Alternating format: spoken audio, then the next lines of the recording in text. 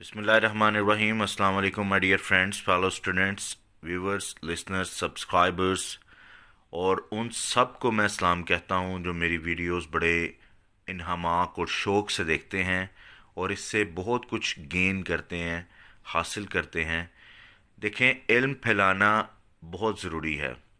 इल्म एक बड़ी दौलत है और ये जहाँ तक भी फैल सके इसे फैलाइए। आज हम कंडीशनल सेंटेंसेस पढ़ने लगे हैं। इनको उर्दू में शर्तिया जुमले भी कहते हैं। इसकी मेनली बुनियादी तौर पर तीन काइंड्स होती हैं। Number one, probable condition. Number two, improbable condition. Number तीन, इम्पॉसिबल कंडीशन। लिहाजा नंबर वन जो प्रोबेबल या पॉसिबल कंडीशन है उससे शुरू करते हैं। कंडीशन टाइप वन भी इसे कहते हैं। Conditional refer to a possible condition and its probable result. They are based on facts and they are used to make statements about the real world and about particular situations. Probable condition या possible condition उसको कहते हैं when you toss a coin, it may come head or tail. So, win-win situation is there.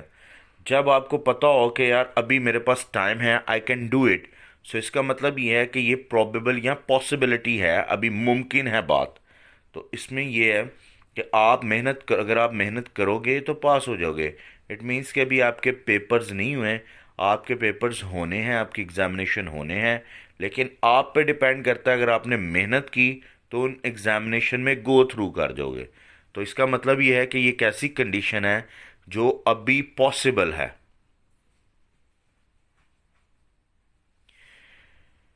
Probable condition, improbable condition या impossible condition. Probable को type one कहते हैं, improbable type two है, impossible type three है। इसकी उर्दू में पहचान, इसके उर्दू जुमलों के दो हिस्से होते हैं। उर्दू में जुमले के दो हिस्से होते हैं तीनों टाइप की कंडीशंस में। ठीक है, एक इसको आप जहन में रखिए कि सेंटेंस एक ही होता है लेकिन इसके अंदर क्लॉजेस होती हैं, दो क्लॉजेस होती हैं। प्रोबेबल कंडीशन जो टाइप वन कंडीशन है उसकी पहचान ऐसे उर्दू जुमलों में अगर वाला हिस्सा गा गी गे पर खत्म होगा और तो वाला हिस्सा गा गी गे पर खत्म होगा।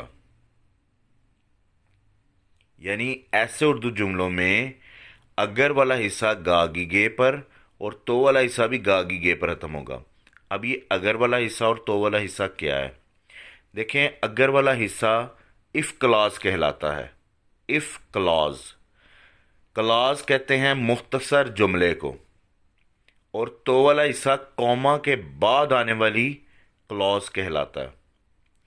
तो ऐसा जुमला जो गागी गे पर अगर वाले यानी अगर वाली इफ वाली क्लॉज में गागी गे पर खत्म हो और कॉमा के बाद आने वाली क्लॉज पर भी गागी गे उर्दू में पहचान पर खत्म हो तो उसे हम प्रोबेबल या पॉसिबल या टाइप वन कंडीशन कहते हैं। अब इसकी मिसाल, जैसे अगर वो आएगा तो हम जाएंगे, इसमें अगर वाला हिस्सा आएगा गागी गे पर खत्म हो गया यानी इफ क्लॉज, और तो हम जाएंगे और तो वाला हिस्सा भी गागी गे पर खत्म हो गया, तो इसको हम प्रोबेबल या पॉसिबल कंडीशन कहेंगे। इसकी मिसाल है, अगर वो आएगी तो मैं जाऊंगा। देखिए, अगर वो आएगी इतना सा सेंटेंस सबऑर्डिनेट क्लॉज कहलाएगा और तो मैं जाऊंगा ये प्रिंसिपल क्लॉज कहलाएगा।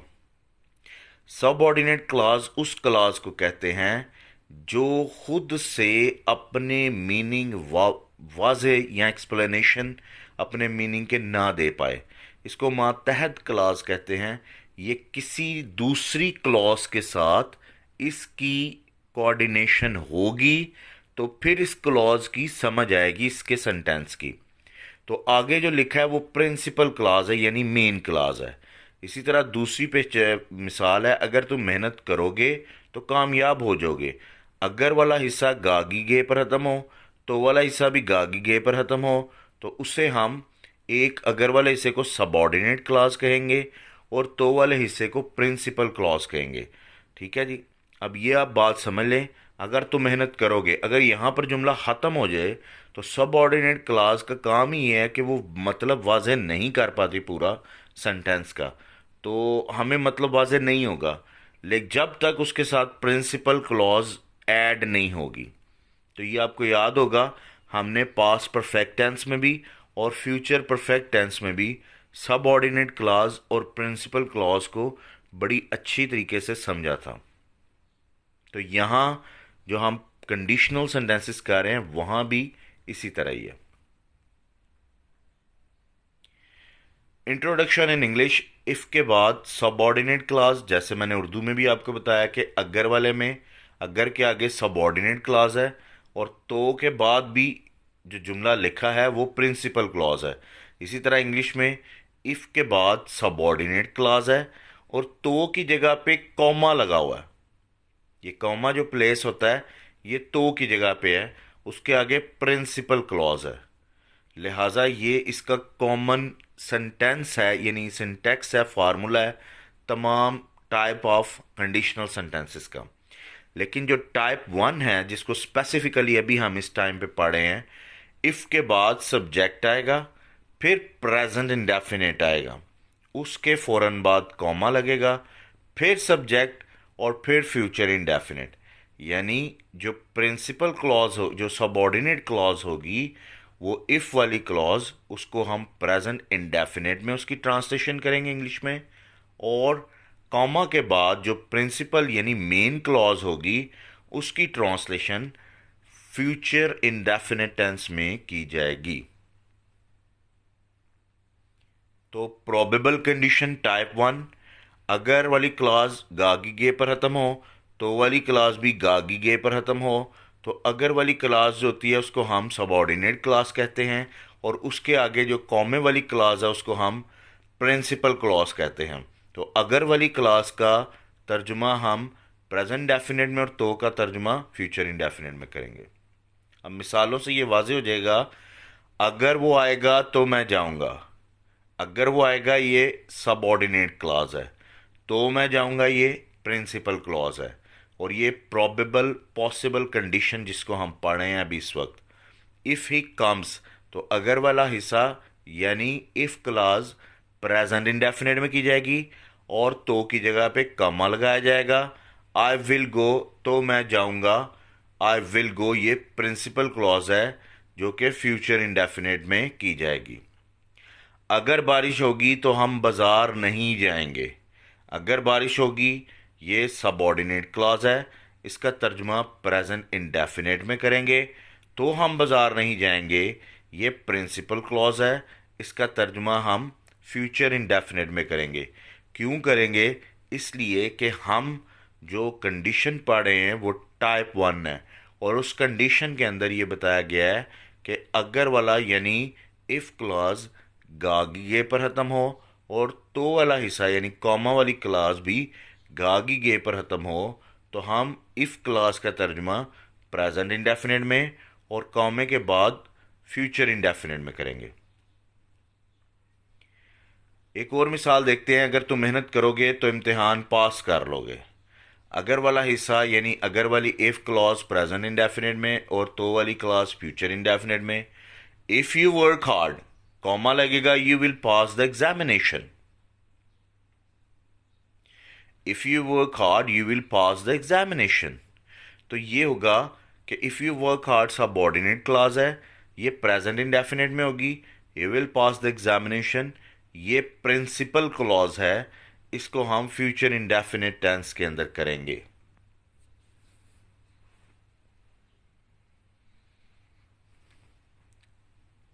लिहाजा इसको जहन में रखना, इसकी पहचान को, इसको समझना बहुत ज़रूरी है। पहचान बहुत ज़रूरी होती है, आइडेंटिफिकेशन किसी भी ट्रांसलेशन को उर्दू से इंग्लिश या इंग्लिश से उर्दू या करेक्शन ऑफ वर्ब में भी करने के लिए।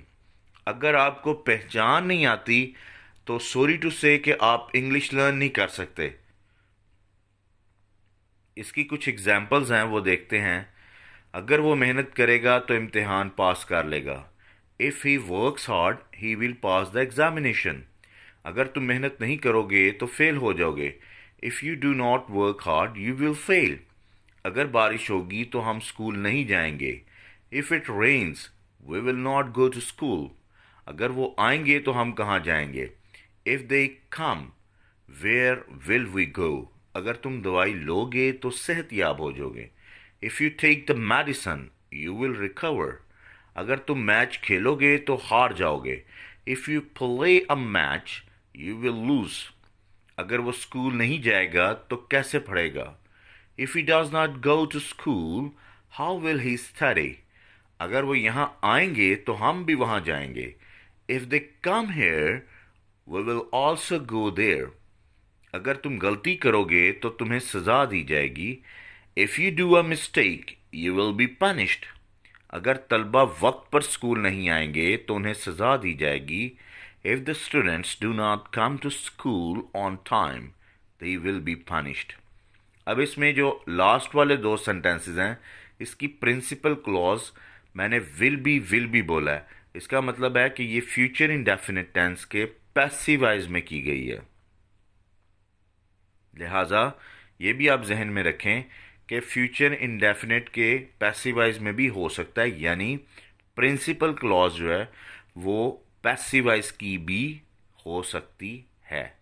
तो इसलिए हम इस चीज़ को जहन में रखेंगे कि जो हमने पैसिवाइज में पहचाने पड़ी हैं कि उसे, मुझे, उन्हें, तुम्हें, हमें, अगर ये जुमले के शुरू में आए तो हम ये कहेंगे कि ये पैसिवाइज सेंटेंस का जुमला है। तो उसमें पैसिवाइज के अंदर जो प्रिंसिपल क्लॉज है, अगर हम वो इसमें प्रिंसिपल क्लॉज पैसिवाइज की है तो उसको पैसिवाइज सेंटेंस के या टेंस के मुताबिक करेंगे। तो अभी हमने जो पढ़ा है वो प्रोबेबल कंडीशन है, यानी पॉसिबल कंडीशन है, जिसमें अगर वाला हिस्सा गागी गे और तो वाला हिस्सा भी गागी गे पर खत्म होगा। इफ क्लास को हम सबऑर्डिनेट क्लास को, इफ प्लस सबऑर्डिनेट क्लास को हम प्रेजेंट इंडेफिनिट में करेंगे और कामा के बाद आने वाली प्रिंसिपल क्लॉज को हम फ्यूचर इंडेफिनिट में ट्रांसलेशन करेंगे। तो लिहाजा इसको समझने की कोशिश करें। ये बहुत इजी है, अगर आप इसको लर्न कर लें तो आपके लिए बहुत से जो इंग्लिश के मसाइल हैं जो आपको ट्रांसलेशन करने में भी पेश आ सकते हैं, वो आपके काफ़ी हद तक कवर हो जाएंगे। तो ये कंडीशनल सेंटेंसेस भी पार्ट ऑफ इंग्लिश ग्रामर है, और अगर आप इसको लर्न कर लेते हो तो वेल एंड गुड। उसके बाद है G correct the verbs. If he come late I will punish him. इसमें कम को ब्रैकेट में लिखा गया है और जो प्रिंसिपल क्लॉज का सेंटेंस है वो मुकम्मल लिखा गया है। If he comes late I will punish him. तो हाउ वुड आई नो कि ये कम्स होगा इधर। सीधी सी बात है, अभी हमने पढ़ा है कि आई विल पनिश हिम, कॉमा के बाद वाली क्लास प्रिंसिपल होगी और वो फ्यूचर इंडेफिनिट में होगी। तो उससे पहले वाली जो इफ क्लास होगी ये प्रेजेंट इंडेफिनिट में होगी। सो हमने उसको टेंस की वजह की मदद से हमने इसको ठीक कर लिया। If he comes late comma I will punish him. उसके बाद दूसरा जुमला लिखा है if you take medicine you recover soon. इसमें जो रिकवर है वो ब्रैकेट में लिखा है, और चूंकि इफ क्लास प्रेजेंट इंडेफिनिट में है, इफ यू टेक मेडिसन, तो अगली जो कॉमा के बाद वाली प्रिंसिपल क्लास होगी वो फ्यूचर इंडेफिनिट में होगी, तो उसको हम लिखेंगे you will recover soon. So keep remember कि हमने जो करेक्शन ऑफ वर्ब्स करनी है वो दोनों साइड के ऊपर हो सकती है, यानी वो सबऑर्डिनेट क्लास के साथ भी हो सकती है, वो प्रिंसिपल क्लास के साथ भी गिवन हो सकती है। तो हमने उन दोनों के हिसाब से, अगर प्रिंसिपल क्लॉज के साथ गिवन है तो उसका सबऑर्डिनेट क्लास प्रेजेंट इंडेफिनिट में होगा। अगर उसकी करेक्शन ऑफ वर्ब सबऑर्डिनेट के साथ है तो प्रिंसिपल क्लॉज जो है फ्यूचर इंडेफिनिट में होगा। कंडीशनल सेंटेंस टाइप 2, उसका नाम है इम्प्रॉबेबल कंडीशन। हमने एक कंडीशन पढ़ ली है, अच्छे तरीके से उसको समझा दिया गया आपको। आप उस वीडियो इसको दोबारा देखिएगा, शुरू से देखिएगा तो आपको फिर मज़ीद समझ आ जाएगी। अभी हम टाइप 2 कंडीशन, जिसको इम्प्रॉबेबल कंडीशन कहते हैं, उसको हम पढ़ना जा रहे हैं।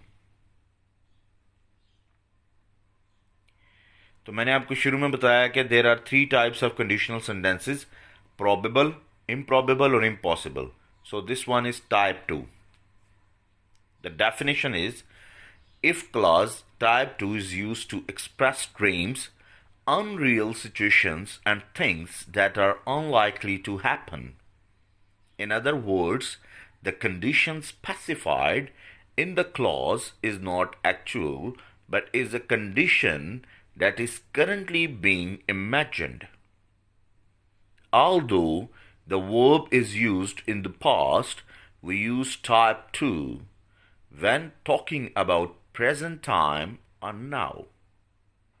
तो इसका जो सारी डेफिनेशन लिखी हुई है, इसका मतलब ये है, यानी ये डेफिनेशन समझाने के लिए आपको लिखी गई है कि इसका मतलब ये है कि अब आप पॉसिबिलिटी से इमेजिनेशंस की तरफ आ गए हो. यानी अब आप इमेजिनेशन कर रहे हो कि थोड़ा सा पास्ट में या प्रेजेंट टाइम में आप बैठकर एक बात ये करो, एक ख्वाब देखो कि अब यार अगर मैं मेहनत ना की तो मैं पास नहीं होऊंगा. तो इसका मतलब ये है कि अभी आप एक इमेजिन कर रहे हो रियल सिचुएशन की जो कि अनरियल बन चुकी है. ठीक है, तो ये डेफिनेशन आपको सिर्फ समझाने के लिए लिखी गई है. तो जैसे मैंने आपको आगे भी बताया कि इसका जो मेन और कॉमन फार्मूला है वो प्रिंसिपल क्लॉज का और सबऑर्डिनेट क्लॉज का ये है कि इफ वाली क्लॉज है ये पास्ट अपना सबऑर्डिनेट क्लॉज में होगी और उसके बाद कामे वाली प्रिंसिपल क्लॉज होगी. तो किसी भी चीज़ को देखें, लर्न करने के लिए उसकी पहचान और उसके फार्मूले, जो टेंसेस वगैरह हैं, वो बहुत ज़रूरी होते हैं. अगर आपको टेंसेस समझने हैं तो आप मेरी प्रीवियस वीडियोस को देखिए गौर से, आपको इंशाल्लाह समझ आ जाएगी. उर्दू में पहचान, ये हम इम्प्रॉबेबल कंडीशन टाइप 2 कर रहे हैं, याद रखिए. ऐसे उर्दू जुमलों के भी 2 हिस्से होते हैं, जैसे कि मैंने शुरू में बात की थी. पहला हिस्सा, ऐसे उर्दू जुमलों में अगर वाला हिस्सा नी के बाद अलिफ छोटी या बड़ी पर खत्म हो, और दूसरा ऐसे उर्दू जुमलों में तो वाला हिस्सा गा गी गे पर खत्म हो. अब ये जो ऊपर बात लिखी गई है कि नी के बाद, ये क्या है? देखें, हमने पास्ट इंडेफिनिट किया है. मैं आपको यहां उसकी तीनों पहचानें बता देता हूं. पास्ट इंडेफिनिट टेंस की पहचान, पहली के जुमले के आखिर में ता था ती थी ते थे आता है. दूसरी पहचान, जुमले के दरमियान में ने का लफ्ज, आखिर में जुमला अलिफ छोटी या बड़ी पर खत्म होता है. तीसरी पहचान, जुमले के दरमियान में ने ना हो तो जुमला अलिफ छोटी या बड़ी पर खत्म हो जाए. ठीक है, ये 3 पहचानें हैं पास्ट इंडेफिनिट टेंस की. उसको पहचानने के लिए, उसको आइडेंटिफाई करने के लिए हमने 3 पहचानें पढ़ी हैं. उसमें क्या है कि अब यहां पे लिखा है ऐसे उर्दू जुमलों में अगर वाला हिस्सा ने के बाद अलिफ छोटी या बड़ी पर खत्म हो, यानी उसमें ने आए और वो जुमला अलिफ छोटी या बड़ी पर खत्म हो, तो उसको हम, और दूसरा हिस्सा गागी गे पर खत्म हो. Introduction in English. इफ के बाद हम, यानी इफ क्लास के बाद सब्जेक्ट लगाएंगे, यानी इफ के बाद सब्जेक्ट लगाएंगे, उसके बाद पास्ट इंडेफिनिट टेंस में ट्रांसलेशन करेंगे, और कॉमा के बाद सब्जेक्ट लगाएंगे, और उसके बाद हम वुड लगाएंगे. Would is the second verb of will. Would के बाद फर्स्ट फॉर्म और आगे ऑब्जेक्ट लिखा जाएगा, यानी इसकी जो सबऑर्डिनेट क्लास है वो पास्ट इंडेफिनिट टेंस के अंदर तर्जुमा किया जाएगा, और जो इसकी प्रिंसिपल क्लास है वहां मॉडल वर्ब वुड का इस्तेमाल किया जाएगा, और वुड खुद एक सेकंड वर्ब है, लिहाजा उसके साथ आने वाली फॉर्म फर्स्ट होगी. सो कीप रिमेंबर, और ये आप जहन नशीन करिए साथ साथ, ताकि आपको इनकी समझ और ये जहन नशीन रहें, आपको याद करें, इसको साथ साथ देखें, इसको समझें, समझने की कोशिश करें, आपको इसकी समझ आ जाएगी कि सब जो प्रिंसिपल क्लॉज है वो वुड के साथ फर्स्ट फॉर्म और ऑब्जेक्ट लगाएंगे. अगर उसने मेहनत की तो वो पास हो जाएगा. जैसे मैंने आपको बताया कि अगर वाला हिस्सा में ने के साथ अलिफ छोटी है बड़ी है पर जुमला खत्म होगा, और तो वाला हिस्सा गागी गे पर। ये तो उर्दू में है ना कि अगर वाला हिस्सा और तो वाला हिस्सा, ये तो आपको उर्दू में समझाने के लिए बात की गई है। लेकिन जो मेन बात है वो ये कि इसकी सब ऑर्डिनेट क्लास जो है वो पास्ट इंडेफिनिट टेंस के अंदर पहचान में होगी, और इसकी जो मेन क्लास है, जो प्रिंसिपल क्लास है, वो पहचान गागी गे के अंदर होगी। ये इसकी इंग्लिश के अंदर इसको अगर हम कहें तो ये इस तरह होगा कि the subordinate will show its identification of past indefinite tense, and whereas the principal clause will show its identification of uh, past tense of will। ठीक है, तो अगर उसने मेहनत की, ये पास्ट इंडेफिनिट टेंस में है, उसके बाद तो वाला हिस्सा गागी गे पर खत्म हुआ है, लिहाजा हम समझ जाएंगे कि ये इम्प्रॉबेबल कंडीशन है। इम्प्रॉबेबल कंडीशन, इम्प्रॉबेबल कंडीशन में अनरियल सिचुएशंस आ जाती हैं। अब वो हमारी यानी पहुंच में नहीं है। We just can imagine the in situation and we can do it. अगर उसने मेहनत की तो वो पास हो जाएगा। If he worked hard he would pass. अगर उसने मेहनत की, ये कौन सा जुमला लिखा है? पास्ट इंडेफिनिट टेंस का, तो लिहाजा सब ऑर्डिनेट क्लास इफ वाली हमने पास्ट इंडेफिनिट टेंस में करनी है। उसके बाद तो वो पास हो जाएगा, ही वुड पास, ये हमने वुड के साथ फर्स्ट फॉर्म ऑफ वर्ब लगा देनी है। अगर आज बारिश ना हुई तो हम बाजार जाएंगे।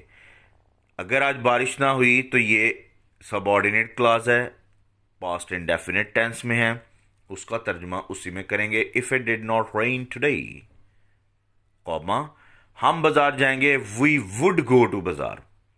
अब यहां पे गा गी गे के लिए हम विल नहीं लगाएंगे। आपको यहां एक और बात बता दूं कि अगर पास्ट टेंस शुरू में हो तो अगला टेंस भी पास्ट ही होगा। तो इस चीज को समझिए, अगर पास्ट टेंस सबऑर्डिनेट क्लास में है तो उसका जो फॉलो कर रहा है उसको टेंस, वो भी पास्ट में होगा। ये एक मेन बात है। तो अभी हमने जो पढ़ा है कि अगर आज बारिश ना हुई तो हम बाजार जाएंगे, if it did not rain today we would go to market. तो इसका मतलब ये है कि ये दोनों पास्ट में हैं। ठीक है, वो विल का पास्ट है और वो पास्ट इंडेफिनिट टेंस है, यानी फेल माजी करीब। तो हमने ये पढ़ा है कि अगर वाला हिस्सा पास्ट इंडेफिनिट की किसी पहचान पर खत्म हो और तो वाला हिस्सा गागी गे पर खत्म हो, तो इफ क्लास यानी इफ क्लास को, सब ऑर्डिनेट क्लास को हम पास्ट इंडेफिनिट में और प्रिंसिपल क्लास को वुड के साथ फर्स्ट फॉर्म में करेंगे। अब इसकी पहली मिसाल है, अगर वो नहीं आए तो हम जाएंगे। If they did not come we would go. ठीक है, अगर वाला हिस्सा पास्ट इंडेफिनिट टेंस में, तो वाला हिस्सा गागी गे पे, इम्प्रॉबेबल कंडीशन है, लिहाजा अगर वाले हिस्से का तर्जुमा पास्ट इंडेफिनिट टेंस में, और तो वाले हिस्से यानी कॉमा लगाकर हम वुड के साथ फर्स्ट फॉर्म लगाएंगे। अगर उसने किताब पढ़ी तो कुछ सीख लेगा। If he red a book he would learn something. अच्छा, यहां पर यह बात भी ध्यान में रखें कि रीड की सेकंड और थर्ड फॉर्म रेड और रेड होती है। जिसको पढ़ा रेड रेड जाता है, लेकिन स्पेलिंग रीड ही होते हैं। अगर तुम देर से आए तो तुम्हें सजा दी जाएगी। If you came late you would be punished. Would be, इसमें फिर वही मैं आपको बात बताऊंगा जो मैंने आगे शुरू में भी बताई है कि जो इसकी प्रिंसिपल क्लास है वो पैसिवाइज में भी आ सकती है। ठीक है, तो जो वुड का पैसिवाइज होगा उसके साथ बी लगाया जाएगा और आगे थर्ड फॉर्म लगाई जाएगी। वैसे वुड के साथ एक्टिवाइज में फर्स्ट फॉर्म ऑफ वर्ब का इस्तेमाल किया जाता है, लेकिन यहां वुड के साथ बी लगाया जाएगा और आगे थर्ड फॉर्म ऑफ वर्ब का इस्तेमाल होगा।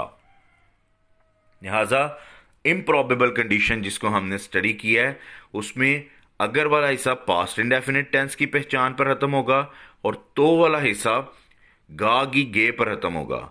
अगर वाला हिस्सा यानी इफ क्लास का तर्जुमा हम पास्ट इंडेफिनिट टेंस के अंदर करेंगे और तो की जगह पे लगाएंगे कामा, और प्रिंसिपल क्लास का तर्जुमा वुड के साथ फर्स्ट फॉर्म लगाकर करेंगे।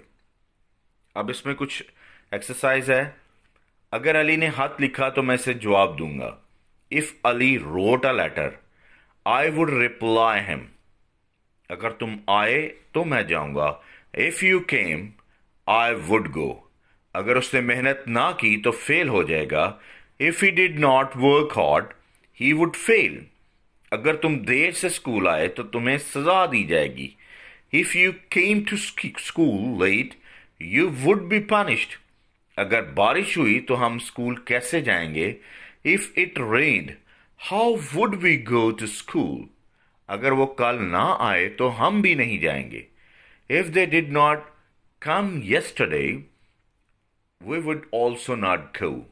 अगर उसने मेरी बात ना सुनी तो वो कुछ नहीं सीखेगा। If he did not listen to me he would not learn anything. अगर तुमने झूठ बोला तो तुम कैसे तरक्की करोगे। If you told a lie how would you progress. तो इसका मतलब ये है कि हमने जितने भी सेंटेंस देखे हैं इनमें पास्ट इंडेफिनिट टेंस की ही पहचान बताई गई है। जैसे मैं आपको पहले दो सेंटेंसेस के बारे में बताता हूं। अगर अली ने खत लिखा, ने के बाद अलिफ बड़ी छोटी पर जुमला खत्म हो गया और तो वाला हिस्सा गागी गे पर खत्म हो गया, तो पास्ट इंडेफिनिट टेंस की पहचान। उसके बाद दूसरा जुमला अगर गौर करें, अगर तुम आए, ये ने के बगैर है, जो मैंने आपको तीसरी पहचान बताई थी। ने के बगैर अलिफ छोटी बड़ी पर जुमला खत्म हुआ और आहर में तो के बाद गागी गे आ गया। लिहाजा हमने इम्प्रॉबेबल कंडीशन को आज सीखा है इस वीडियो में, और पॉसिबल कंडीशन को यानी प्रोबेबल और इम्प्रॉबेबल कंडीशन को हमने सीखा है अभी तक। आप इस वीडियो को एंड तक ज़रूर देखिएगा। अगर आप इसको आसानी से समझना और सीखना चाहते हैं कंडीशनल सेंटेंसेस को, तो ये आपको पूरी वीडियो देखने की बहुत ज़रूरत है। ठीक है, और इसको बड़े इन्हमाक, बड़े ध्यान और बड़े शौक से देखिएगा। उसकी रीज़न ये है कि ये बहुत अच्छे तरीके से आपको समझाने की कोशिश की गई है इसमें। अच्छा जी, टाइप 2 कंडीशन की जो करेक्शन ऑफ वर्ब है इसकी तरफ चलते हैं। जो पहला सेंटेंस है जिसमें सब ऑर्डिनेट क्लास के वर्ब को करेक्शन के लिए ब्रैकेट में लिखा गया है, if Ali not work hard how would he succeed. तो हम समझ आ जाएगी हमें कि वुड का इस्तेमाल हुआ है, आगे succeed first form of verb है। ये टाइप 2 इम्प्रॉबेबल कंडीशन है। लिहाजा हमने जो सब ऑर्डिनेट क्लाज है इसका तर्जुमा हमने पास्ट इंडेफिनिट में, यानी इसकी करेक्शन हमने पास्ट इंडेफिनिट टेंस में करनी है। और आगे वुड के साथ फर्स्ट फॉर्म ऑलरेडी लगी हुई है, तो ये होगा if Ali did not work hard how would he succeed. तो ये बड़ा आसान है कि कभी जो इसकी करेक्शन ऑफ वर्ब है वो कभी सबऑर्डिनेट क्लास पे आ जाएगी, कभी इसकी करेक्शन ऑफ वर्ब जो है वो प्रिंसिपल क्लॉज के ऊपर आ जाएगी। तो लिहाजा दोनों तरीकों से हमें समझ में आ जाएगी बात, अगर हमें इसका फार्मूला और ये पता होगा कि ये कौन सी टाइप ऑफ कंडीशन है, तो इजी होगा इसको अटेम्प्ट करना। टाइप 2 कंडीशन की दूसरी example, if you did not tell a lie you save your life. अब इसमें सब ऑर्डिनेट क्लॉज गिवन है, उसमें कोई करेक्शन नहीं करनी ब्रैकेट में वर्ब की। लिहाजा हमें यह पता चल गया कि इफ यानी सब ऑर्डिनेट, इफ क्लॉज जो है ये तो पास्ट इंडेफिनिट में है। तो जब इफ क्लॉज पास्ट इंडेफिनिट में है, उसके अगली प्रिंसिपल क्लॉज जो है वो वुड के साथ फर्स्ट फॉर्म में होगी। तो इसका यूं होगा, if you did not tell a lie you would save your life. तो आसान अल्फाज में अगर आप ये कहें तो कि इसमें जो इफ क्लाज है वो पास्ट इंडेफिनिट टेंस में उसका तर्जुमा किया जाएगा, यानी उसकी ट्रांसलेशन या उसकी करेक्शन की जाएगी। और जो प्रिंसिपल क्लॉज है वो वुड के साथ फर्स्ट फॉर्म ऑफ वर्ब में की जाएगी। लेकिन यहाँ ये बात भी काबिल गौर है कि वो जो प्रिंसिपल क्लॉज है जिसका वुड के साथ फर्स्ट फॉर्म में करना है करेक्शन, वो पैसिवाइज में भी हो सकता है। अगर पैसिवाइज में हो तो हमें वो वुड बी लगाना पड़ेगा और साथ थर्ड फॉर्म ऑफ वर्ब इस्तेमाल होगी। Now we move towards conditional sentence type 3 which is impossible condition। जैसा कि नाम से जाहिर हो रहा है, पहले हमने तीन कंडीशंस पढ़ ली हैं, तीसरी कंडीशन पे हैं। पहली है पॉसिबल या प्रोबेबल कंडीशन, दूसरी है इम्प्रॉबेबल कंडीशन, तीसरी है इम्पॉसिबल कंडीशन। और नाम से जाहिर हो रहा है कि ये टाइप 3 कंडीशन, अब ये नामुमकिनात में से बात चली गई है। अब यहां पे हम कुछ नहीं कर सकते। इम्पॉसिबल का मतलब होता है नामुमकिन, कंडीशन का मतलब होता है हालत। डेफिनेशन है impossible condition is a condition precedent or subsequent in a contract which at the time when the contract is entered into purpose to bind a party to do that which is absolutely impossible in itself। इसका मतलब यह है कि नामुमकिनात हालत उस condition को कहते हैं जिसमें आप फर्ज करें किसी एक पार्टी से कॉन्ट्रैक्ट कर रहे हो, लेकिन उस बात पर कर रहे हो और बाउंड कर रहे हो कि आप के लिए अब ये चीज नामुमकिन है, और ये अनरियल सिचुएशन है, इमेजिनेशंस हैं जिसमें आप अब मूव कर चुके हो, क्योंकि आप इसके साथ आप अब कुछ नहीं कर सकते, ये टाइम आपके हाथ से गुजर चुका है। जैसे उर्दू में एक मुहावरा है कि अब पछताए क्या होवत जब चिड़ियां चुग गई खेत। ठीक है, तो अब आप पछताने का कोई फायदा नहीं है। ये इम्पॉसिबल कंडीशन उसके मुतालिक है। जैसे अगर तुम मेहनत करते तो कामयाब होते, तो इसका मतलब है तुमने मेहनत ही नहीं की और इसलिए अब तुम नाकाम हो गए हो, तो लिहाजा बात सर से गुजर गई है। उर्दू में इसकी पहचान होगी उर्दू जुमलों के वही बात जो शुरू में बताई गई थी कि दो हिस्से होते हैं उर्दू जुमलों में। अगर वाला हिस्सा ता ते अलिफ ता, ते छोटी है ती, ते बड़ी है ते, ता ती ते पर खत्म हो, और तो वाला हिस्सा भी ता ती ते पर खत्म हो। अब ये ता ती ते क्या है? देखें, वर्ब के आखिर में नून अलिफ ना जो आता है लफ्ज, खेलना कूदना उठना बैठना रोना धोना सोना जागना पढ़ना लिखना आना जाना, ये सारों के आखिर में क्या आ रहा है? नून अलिफ ना। जब ये ता ती ते में बदल जाए, जैसे खेलना खेलता खेलती खेलते, पढ़ना पढ़ता पढ़ती पढ़ते, उठना उठता उठती उठते, सोना सोता सोती सोते, तो जब ये ता ती ते पर बदल जाएगा तो हम इसको कहेंगे कि ये अगर वाला हिस्सा ता ती ते पर तब्दील हो गया है, तो इसको हम कहेंगे कि ये कंडीशन टाइप 3 है। और तो वाला हिस्सा भी इसी तरह ता ती ते पर खत्म हो जाए तो वो भी कंडीशन टाइप 3 होगा। उम्मीद है कि आपको इसकी समझ आ गई होगी कि ये ता ती ते क्या है। वर्ब के आखिर में आने वाला नून अलिफ ना जब ता ती ते पर खत्म हो जाए, ठीक है, खेलना से खेलता पढ़ता लिखता उठता बैठता सोता सोती सोते जागते वगैरह, ये ता ती ते हैं। तो अगर क्ला इफ वाली क्लॉज है और उसके बाद कॉमा के बाद प्रिंसिपल क्लॉज होगी। इसमें इफ क्लॉज का तर्जुमा हम पास्ट परफेक्ट टेंस में करेंगे, यानी वो क्या होगा? इफ के बाद सब्जेक्ट आएगा, उसके बाद हेल्पिंग वर्ब हैड आएगा चूंकि पास्ट परफेक्ट टेंस का है, उसके बाद थर्ड फॉर्म ऑफ वर्ब आएगी जिसे हम पास्ट पार्टिसिपल फॉर्म भी कहते हैं, और फिर ऑब्जेक्ट आएगा अगर हो तो। उसके बाद कॉमा लगाएंगे और प्रिंसिपल क्लॉज में सब्जेक्ट के बाद वुड हैव आएगा, वुड हैव, और फिर थर्ड फॉर्म ऑफ वर्ब जिसे हम पास्ट पार्टिसिपल फॉर्म कहते हैं, और उसके फौरन बाद ऑब्जेक्ट लगाया जाएगा।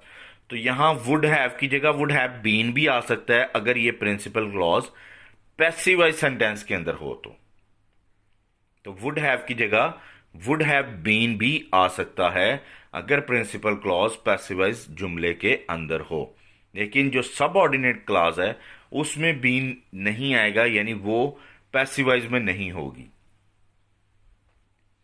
तो अभी हम जो पढ़ रहे हैं वो कंडीशन टाइप 3 यानी इम्पॉसिबल कंडीशन है, और उसकी जो फार्मूला बताया गया है वो यही है कि इफ के साथ यानी सबऑर्डिनेट क्लॉज में पास्ट परफेक्ट और आगे वुड हैव के साथ थर्ड फॉर्म लगाई जाएगी।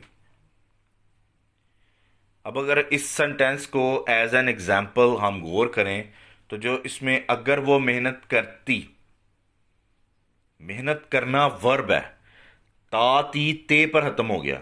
अगर वो मेहनत करती, और ये सबऑर्डिनेट क्लास है, इसका तर्जुमा हम पास्ट परफेक्ट टेंस में करेंगे। और आगे लिखा है तो वो पास होती, ये प्रिंसिपल क्लास है। पास होना वर्ब है, ठीक है, पास होना, पास होती, होना से होती हो गया, ये प्रिंसिपल क्लॉज है, मेन क्लॉज है। इसका तर्जुमा हम वुड हैव के साथ थर्ड फॉर्म में करेंगे। तो एग्जाम्पल पर गौर कीजिएगा और इसको समझने की कोशिश कीजिएगा कि इसको किस तरह से प्लेस किया गया है एरोस के साथ, ताकि हमें समझ आए कि ये सबऑर्डिनेट क्लॉज भी है और इसका तर्जुमा पास्ट परफेक्ट में, ये प्रिंसिपल क्लॉज है, इसका तर्जुमा वुड हैव के साथ थर्ड फॉर्म में। तो हम जो पढ़े हैं वो टाइप 3 इम्पॉसिबल कंडीशन है, जिसमें इफ क्लास का तर्जुमा जो सबऑर्डिनेट है वो पास्ट परफेक्ट में किया जाएगा, और जो उसके प्रिंसिपल क्लॉज है उसका तर्जुमा हम वुड हैव के साथ थर्ड फॉर्म ऑफ वर्ब में करेंगे।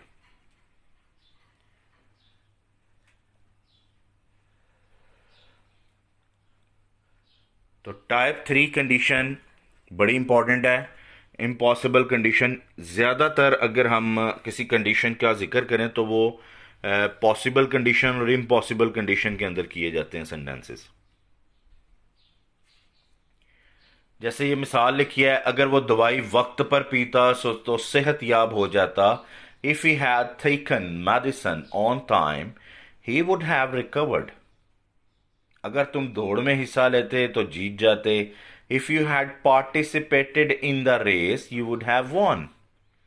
तो अगर वाली क्लास यानी इफ क्लास का तर्जुम को देखें अगर गौर से, तो ता ती ते पर खत्म हुआ है, और तो वाली क्लास भी ता ती ते पर खत्म हुआ है।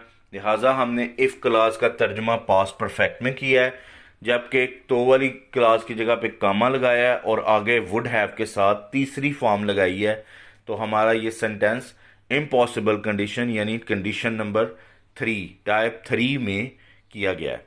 अगर तुम दौड़ में हिस्सा लेते, ते पर तो हिस्सा लेना वर्ब है, लेते पे खत्म हुआ तो जीत जाते। जीतना वर्ब है, जीत जाना तो जीत जाते, ते पे खत्म हुआ। लिहाजा हम ये इसको कहेंगे कि इफ क्लास यानी सबऑर्डिनेट क्लास पास्ट परफेक्ट में, और कामा वाली क्लास पास्ट इंडेफिनिट में, सॉरी वुड हैव के साथ थर्ड फॉर्म ऑफ वर्ब में की जाएगी।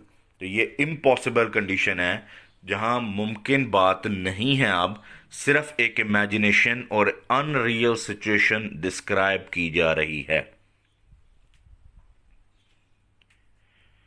तो कंडीशंस की पहचान मैं फिर आपको यही कहूंगा, आइडेंटिफिकेशन जो मैंने बड़ी डिटेल से हर बात आपको अच्छे तरीके से इसमें समझाई है, आप उन पहचानों पर अपना ध्यान रखें, गौर करें। और मैं आपसे ये गुजारिश करूंगा कि मेरी प्रीवियस टेंसेस की वीडियो जरूर देखें ताकि आप उसको लर्न करें, फिर ये आएगा। अब ये जो अगली मिसाल लिखी है इसमें लिखा है अगर सूरज ना होता तो जिंदगी ना होती। इसमें होता अगर वाली ये इफ क्लास में आया है और प्रिंसिपल क्लास में भी क्या आया, होती। अब ये होता और होती क्या है देखें, होता होती, ये यहां हम क्या करेंगे, जब वर्ब मेन नहीं दिया जाएगा, इसमें वर्ब नहीं है, अगर सूरज ना होता इसमें वर्ब नहीं है तो मेन वर्ब नहीं है, तो मेन वर्ब नहीं होगा तो हम वही करेंगे कि हैड में ही करेंगे, यानी पास्ट परफेक्ट में ही होगा, लेकिन उसके साथ हम बीन लगा देंगे बतौर verb. If there had been no son, और अगले वाली प्रिंसिपल क्लास वुड हैव में ही करेंगे, लेकिन हम थर्ड फॉर्म की जगह पे बीन लगा देंगे क्योंकि वुड हैव के साथ थर्ड फॉर्म आती है। There would have been no life, अगर सूरज ना होता तो जिंदगी ना होती। अगर हम अखबार ना पढ़ते तो हालात से बाखबर ना होते। अब इसमें पढ़ते ये वही आया ताती ते वाला, लेकिन वो होते आया। If we had not read the newspaper, लिहाजा इसको तो हम प्रॉपरली पास्ट परफेक्ट टेंस के अंदर ही करेंगे, लेकिन जो आगे लिखा है तो हालात से बाखबर ना होते, इसको हम वुड हैव के साथ थर्ड फॉर्म ऑफ वर्ब में करेंगे। We would not have been aware of the situation. अगर वो खत लिखता तो उसे जवाब मिलता। If he had written a letter he would have replied. अगर तुम आराम करते तो जल्द सेहतयाब होते। If you had taken a rest you would have recovered soon. अगर पानी ना होता तो हम क्या करते? If there had been no water, what would we have done? अगर वो इम्तिहान की तैयारी ना करते तो फेल हो जाते। If they had not prepared for the examination, they would have failed. अगर वो वहां ना होते तो हम यहां ना होते। If they had not been there, we would not have been here. अगर बारिश होती तो मैं बाहर ना जाता।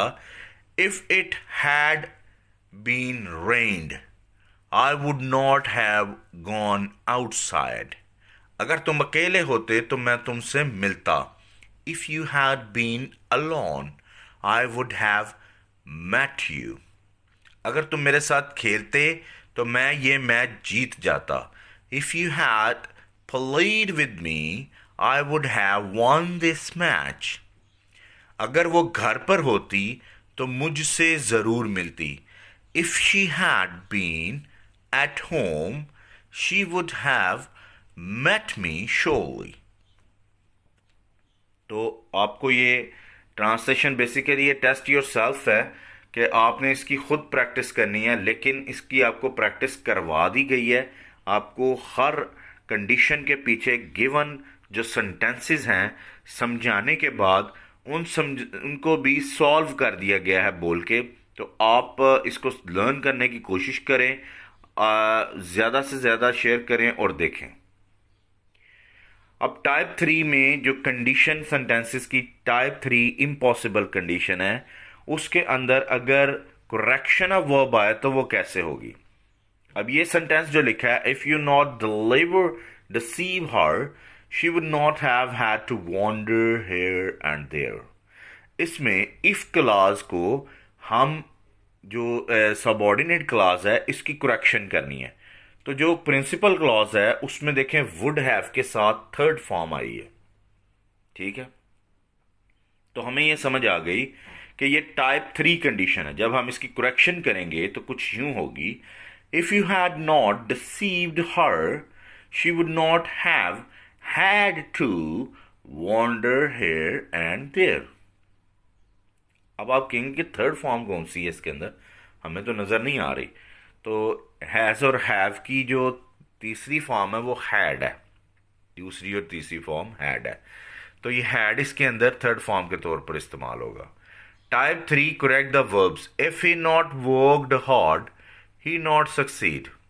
अब ये थोड़ी सी प्रिंटिंग मिस्टेक हो गई है।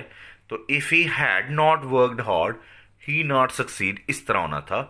If he had not worked hard ये तो पूरा सही गिवन है, लेकिन हमें पता चल गया कि ऊपर वाला पास्ट परफेक्ट में नीचे वुड हैव के साथ थर्ड फॉर्म लगाएंगे। ही वुड नॉट हैव सक्सीडेड। तो ये टाइप 3 है। तो आज जो हमने 3 कंडीशन पढ़ी हैं, एक पॉसिबल है, एक इम्प्रॉबेबल है और एक इम्पॉसिबल है। ठीक है, प्रोबेबल, इम्प्रॉबेबल और इम्पॉसिबल। प्रोबेबल कंडीशन टाइप 1 है, इम्प्रॉबेबल कंडीशन टाइप 2 है, इम्पॉसिबल कंडीशन टाइप 3 है। लिहाजा इन कंडीशंस को अच्छी तरह से समझिए। बहुत से एग्जामिनेशन पॉइंट ऑफ व्यू से ये बहुत इंपॉर्टेंट है कंडीशन, और इसको बहुत ही डिटेल्स के साथ आपको बहुत ज़्यादा एक्सप्लेनेशन के साथ आपको ये बयान की गई है, आपको समझाई गई है। Try to learn it properly please. अच्छा, कुछ मिक्स्ड कंडीशनल सेंटेंसेस भी होते हैं। ये बेसिकली आते तो टाइप्स में ही है, लेकिन ये कंडीशन ये मिक्स्ड होते हैं। यानी इसमें अगर वाली यानी क्लास जो है वो उसकी पहचान कुछ और होती है, इसी तरह तो वाली क्लास जो है उसकी पहचान भी कुछ और होती है। तो ये आप इसको भी समझें अच्छी तरह से। ये मैं आपको समझाता हूँ, कुछ 2-4 एग्जांपल्स इसकी बता देते हैं कि ये किस तरह से मिक्स्ड होते हैं और इसको हम किस तरह से सॉल्व कर सकते हैं। इसमें एक्चुअली ज़्यादातर मॉडल वर्ब्स इस्तेमाल किए जाते हैं। तो मॉडल वर्ब्स के हवाले से हम बात करते हैं। जैसे पहला मॉडल वर्ब है कुड। और वुड। कुड सका सकी सकों पर जुमला खत्म हो, और वुड चाहूंगा चाहेंगे वगैरह। अच्छा, कुड हैव और शुड हैव। कुड हैव सकता था सकती थी सकते थे, शुड हैव चाहिए था थी थे। कुड हैव फिर सकता था सकती थी सकते थे, और वुड हैव चाहूंगा गीगे। हैड बीन होता होती होते, और वुड हैव ता ती ते, या वुड हैव बीन होता होती होते। तो ये कुछ मॉडल वर्ब्स इस्तेमाल किए जाते हैं इसके अंदर, मिक्स्ड कंडीशन के अंदर। तो उसको समझना जरूरी है। जैसे आपको एक छोटी सी मिसाल यहां दे देता हूं। अगर वो आ सकता है तो मैं जाऊंगा। If he can come I will go, like this. अब ये कुड और वुड, अगर वो यहां ना आ सका तो मैं वहां जाऊंगा। अगर वो यहां ना आ सका तो मैं वहां जाऊंगा। If he could not come here I would go there. अब यहां पे अगर वाली क्लॉज का तर्जुमा सका सकी सकू पर खत्म हुआ है, और तो वाली क्लॉज गा गी गे पर ही खत्म हुई है। तो हम क्या करेंगे कि अगर वाली क्लॉज, जैसे मैंने आपको बताया, कुड का मतलब सका सकी सकें। If he could not come here I would go there. Would और कुड का क्या कॉम्बिनेशन है? दोनों पास्ट है। कुड कैन का पास्ट है, विल का पास्ट वुड है। जो ये दोनों पास्ट हैं, तो अगर इनका इस्तेमाल इकट्ठे होगा तो इसकी पहचान कि अगर वाली क्लास सका सकी सकूं पर खत्म होगी, और तो वाली क्लास गा गी गे पर खत्म होगी।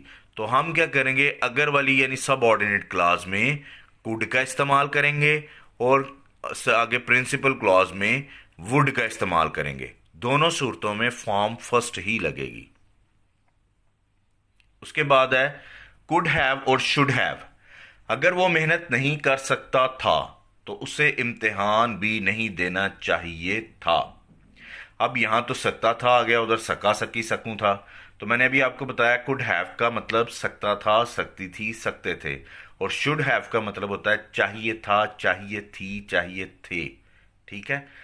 If he could not have, अगर वो मेहनत नहीं कर सकता था, if he could not have worked hard, तो उसे इम्तिहान भी नहीं देना चाहिए था। he should not have taken the examination. It's so simple. Mixed conditional sentence हम कर रहे हैं।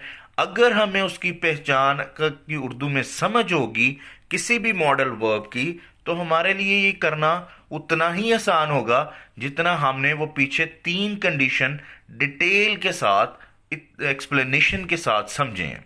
तो ये भी बहुत आसान है, बहुत इजी है। देखिए, कुड हैव की मिसाल कि उसकी पहचान सकता था सकती थी सकते थे, और शुड हैव की पहचान चाहिए था चाहिए थी चाहिए थे। लिहाजा हम फिर उसका अगर वह मेहनत नहीं कर सकता था, ये सबऑर्डिनेट क्लॉज है, तो उसे इम्तिहान भी नहीं देना चाहिए था, ये प्रिंसिपल क्लॉज है। ठीक है। If he could not have worked hard he should not have taken the examination. तो इसको हम उसी तरह करेंगे। उसके बाद तीसरा है हैड बीन और वुड हैव बीन। ये मैं थोड़ा सा डिटेल से पीछे भी डिस्कस कर रहा हूं इम्पॉसिबल कंडीशन में, जो मैंने आपको भी समझाई है। अगर सुल्तान यहां होता होता तो मुझसे मिलता। If Sultan had been here he would have met me. मैंने आपको बताया कि होता ये होगा पास्ट परफेक्ट टेंस में, ये इम्पॉसिबल कंडीशन गिवन है। ठीक है, हमें समझ आ गई है कि होता होती होते एक साइड पे आ गया, दूसरी साइड पे तातीते आ गया, या दोनों साइडों पे तातीते आ गया, या दोनों साइडों पे होता होती होते आ गया। इन दैट कंडीशन ये इम्पॉसिबल कंडीशन ही है। इसको हम मिक्स्ड कंडीशनल सेंटेंस में नहीं ले सकते, बल्कि ये इम्पॉसिबल ही है। If Sultan had been here he would have met me. Had been here, Sultan यहां होता होता। ठीक है, इसलिए हैड के साथ बीन लगाया गया है वर्ब के तौर पर। I would have met him, ये फॉर्म ऑफ वर्ब इस्तेमाल की गई है। वुड हैव के साथ तीसरी फॉर्म लगाई जाती है। उसके बाद कुड हैव और वुड हैव। आगे हमने पढ़ा कुड हैव और शुड हैव, अब कुड हैव और वुड हैव। अगर वो नहीं जा सकता था तो कुड हैव का आपको मैंने पहले बताया कि सकता था सकती थी सकते थे, ये माजी बईद में चला जाएगा। और वुड हैव जो है वो गा गी गे इसमें रहेगा, लेकिन वुड हैव का मतलब तातीते, ये वुड हैव हमने इम्पॉसिबल कंडीशन में भी पढ़ा। अगर वो नहीं जा सकता था तो अब वो क्या करेगा? If he could not have gone. What would he done now? Would have के साथ what would he have done now? तो इसको हम करेंगे कि अगर वो नहीं जा सकता था, if he could not have gone, ठीक है, what would he have done now? Thank you very much. आपसे गुजारिश एंड ऑफ द वीडियो यही है कि आप इस वीडियो को पूरा देखिएगा, क्योंकि ये बड़ी मेहनत से बनाई गई है और आपको सिर्फ इसका मकसद आपको समझाना है। तो प्लीज़ सब्सक्राइब करवाइए, कीजिए, शेयर करवाइए, शेयर कीजिए, और थैंक यू।